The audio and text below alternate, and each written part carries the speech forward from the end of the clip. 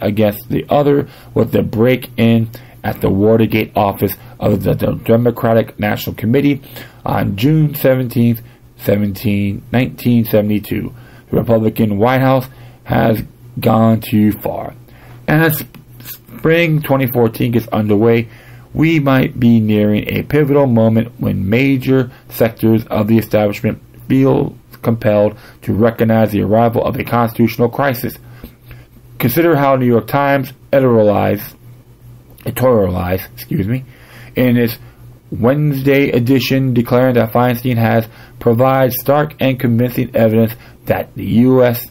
CIA may have committed crimes to prevent the exposure of interrogations that she said were far different from the far more harsh than anything the agency has described to Congress. In the euphemism lexicon of official Washington, far different from the far more harsh refers to be outright torture by the U.S. government. As a surveillance state garrison known as the Washington Post, when cognitive dissonance must be something fierce right now, quickly out of the box was conventional wisdom columnist Diane Milbank, who portrayed Feinstein as a savvy and angelic force to be reckoned with. The alliteratory logic was classic for journalists who like to conflate complicity with credibility.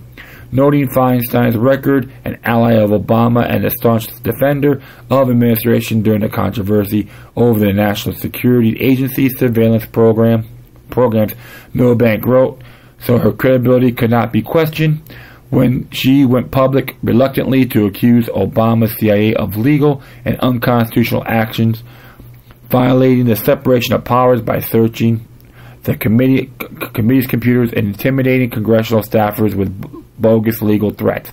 News media accounts are filled with such statements right now. On the surface, they make sense, but there's a pernicious undertow with the underlying logic.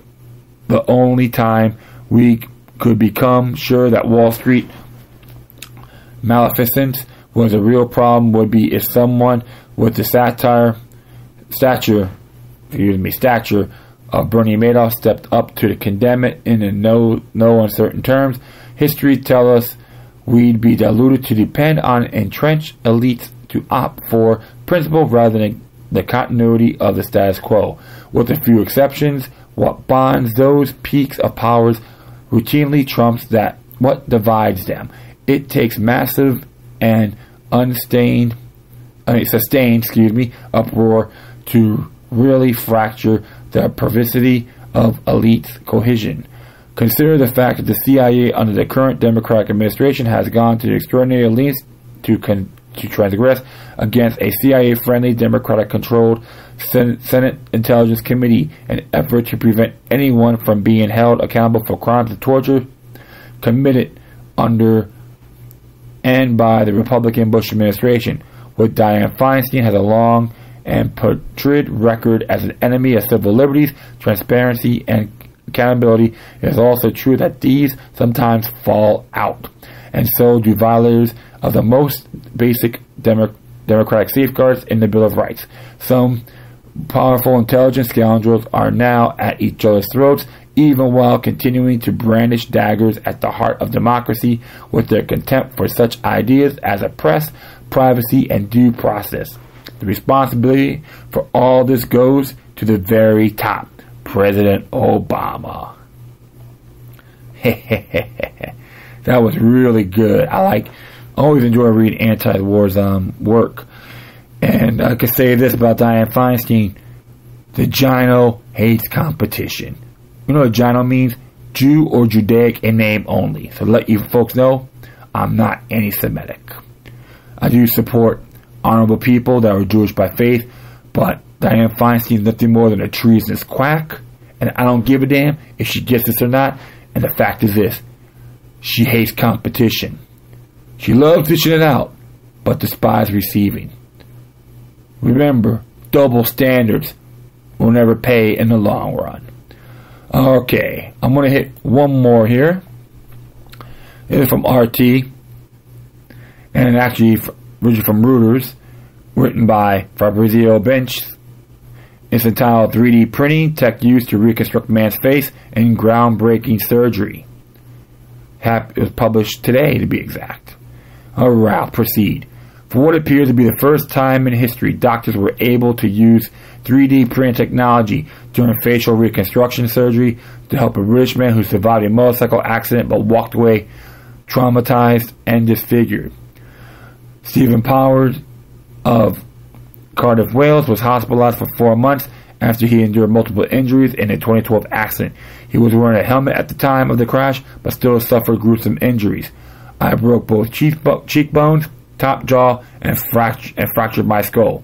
Power 29 told Griffith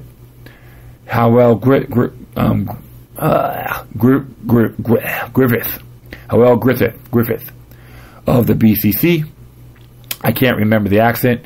I remember 5 minutes before, then I waking up in the hospital a few months later. Wow. Surgeons at Morrison Hospital in Swansea, Wales, use CT scans to recreate Powers' face and then print a symmetrical 3D model of his cranium. Then they cut the mold out with the cutting guides and printed plates to reconstruct his face. The procedure lasted 8 hours, accumulating with medical grade titanium implants to set his face to ensure that the bones remain in place. Powers said before the surgery he would hide his face with help from hat and glasses. This is no longer necessary, thanks to the surgeons and their willingness to try to what become more common method of operation. It's totally life-changing, Powers said. I could see difference straight away. The day I woke up from the surgery, I'll be able to do day-to-day things, go see people, walk in the street, even go to public place areas. Interesting here. Maxillofacial surgeon Adrian Sugar said in a statement that the results were unlike anything he's encountered before. Without this advanced technology, is freehand. You have to guess where everything goes, he said, as quoted by AFP's Guy Jackson. The technology allows us to be far more precise, get better result for the patient. The 3D process of 3D printing includes manually entering geometric data into the computer and forming into graphics, a process that has been compared to digital sculpting.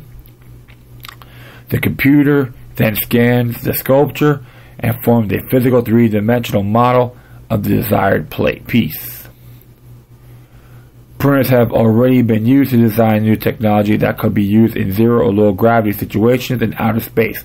Last year, a US-based group made international headlines after announcing it planned to design a work plastic gun that could be downloaded and reproduced by anybody with a 3D printer, quoted by Forbes' Andy Greenberg.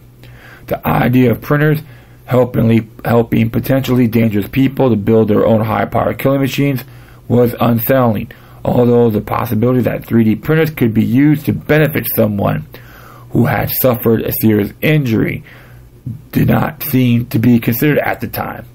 Stephen Powers appeared to be the first person to have undergone such an extensive surgery with help from a 3D printer. He had dozens of patients in the UK last year did experience similar surgeries to aid with various maladies what they were experiencing. Anne O'Sullivan, a grandmother who lived in Roehampton in southwestern London, thought she had sinus problems, only go to the doctor and be informed that she was in fact experiencing the rapid growth of a tumor just beneath the skin of her face. I've always been healthy, so it came as a shock when the doctor referred to me to the hospital with a scan revealed a tumor. The hardest thing to take was the loss of my left eye, she told Emma Enns of the Daily Mail last year. The surgeons told me it was just rotten luck, but that I was lucky the tumor had been growing outwards rather than inwards. O'Sullivan underwent a 10-hour operation that involved surgeons taking bone fragments from her leg in order to reconstruct part of her jaw. The 3D technology also helped doctors reconnect a number of veins, arteries, and tissue grafts. I put my faith in the hospital, and they saved my life, she said. I told myself it could have been worse, and am now focused on getting on with my life. You have to be positive. Technology has its benefits too. 3D printing, they did make a big stick about you can make your own guns, but you know what? I like that too. I think it's awesome. But it's really good news. I'm very pleased to check this out. And hey, hopefully they can use more to benefit humanity with this 3D printing. That's the great thing about it. Okay, my friends, that's really it for now. And thanks for listening. I have my dry voice, sorry about that. And you can hit me on Facebook, Twitter, Google+, YouTube, and Tumblr. Thumbs up, thumbs down, middle fingers, love me, hate me, commend me, criticize. You know what? Regardless, send me information too, man. That'd be cool. We can have a great honorable discussion. I'm not doing any quotes today. Usually I do for Jefferson. I haven't done it the last couple of episodes, but you never know. I may do one next time. And as always, demoniac resistance is healthy for the soul and can liberate societies.